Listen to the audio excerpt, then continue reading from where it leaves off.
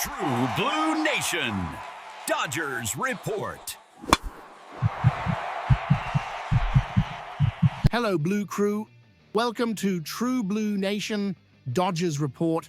Before we dive into this exclusive news that is shaking the foundations of Major League Baseball's front offices this December 15th, 2025, I need you to take a second right now. Hit that subscribe button and turn on notifications. Our community is growing, and you need to be here to get this analysis firsthand. The information I bring today is the kind that defines a decade, and you won't want to be left out of the conversation. Done. Let's get down to business. My friends, sources very close to the front office in Los Angeles and league executives indicate that we are looking at a scenario that once seemed unlikely but is now gaining monumental traction. A perfect trade proposal to bring Corey Seager. We are talking about solving the shortstop issue, not with a stopgap, but with a World Series MVP who knows the weight of this jersey.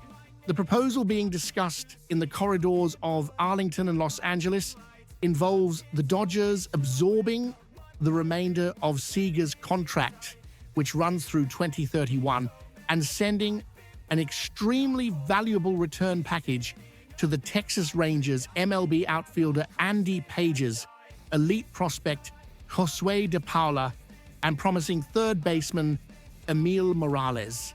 Analyzing this move with the seriousness it demands, we realize this isn't just about nostalgia. From a Jon Heyman style perspective, or that of any serious analyst, this is a surgically precise win-now maneuver. The Dodgers, with their robust financial capacity, are one of the few franchises capable of absorbing Seager's massive contract without blinking, which provides immediate financial relief for the Rangers as they look to restructure their finances and rejuvenate their roster. Corey Seager, despite being under contract for 6 more years, offers something the current free agent market simply does not possess: a guarantee of elite offensive production at the shortstop position, combined with established clubhouse chemistry with leaders like Mookie Betts and Freddie Freeman. Imagine the tactical impact. Seager returning to Dodger Stadium doesn't just stabilize the infield defense, which has seen performance fluctuations, but adds that lethal lefty bat back into the heart of the lineup. We are talking about recreating one of the most formidable offensive cores in recent baseball history. My analysis here is clear. The Dodgers are operating with the mindset that the championship window is now. Bringing Seager back eliminates the uncertainty at the 6th position shortstop and sends a clear message to the National League. Los Angeles is not satisfied with just October appearances. They want another ring. The financial logistics are heavy, yes, but the Dodgers front office has repeatedly proven that money is a tool, not an obstacle, when generational talent is available. Continuing our deep dive here on True Blue Nation, Dodgers Report, we need to be honest about the cost of this operation. No trade of this magnitude happens without pain, and sending Andy Pages, Josue De Paula, and Emil Morales to Texas is a steep yet calculated price. Andy Pages is no longer just a promise. He proved his worth on the biggest stage of all, the 2025 World Series.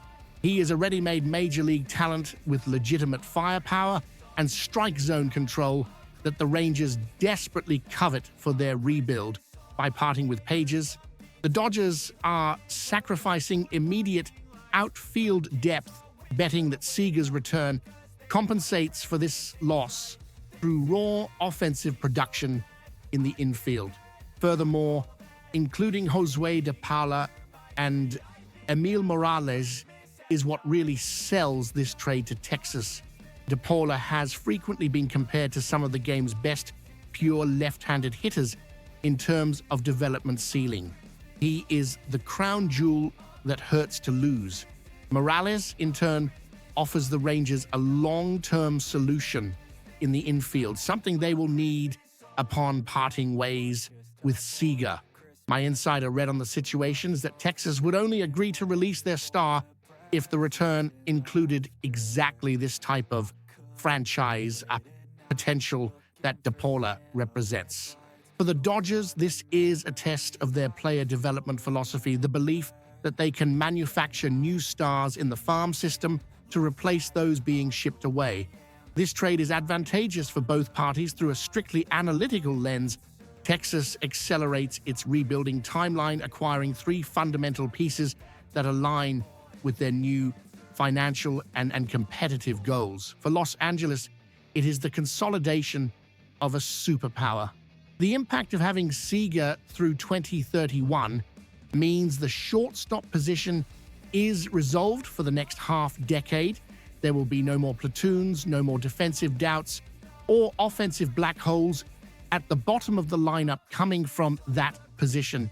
It is an aggressive, strategic move, typical of a front office that understands legacy is built with championship banners, not just a farm system stocked at number 1.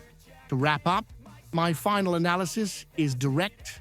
This is the type of move that separates contenders from champions. The return of Corey Seager would be the final piece of a complex puzzle, restoring the full glory of the Dodgers infield.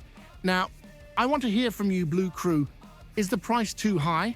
Are you willing to see Pages and DePaula leave to get our 2020 MVP back where he never should have left?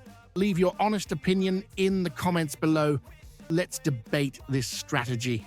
And don't forget to stay ahead of the curve with the most exclusive and detailed Dodgers news. Subscribe to the channel now. Until next time, and let's go Dodgers.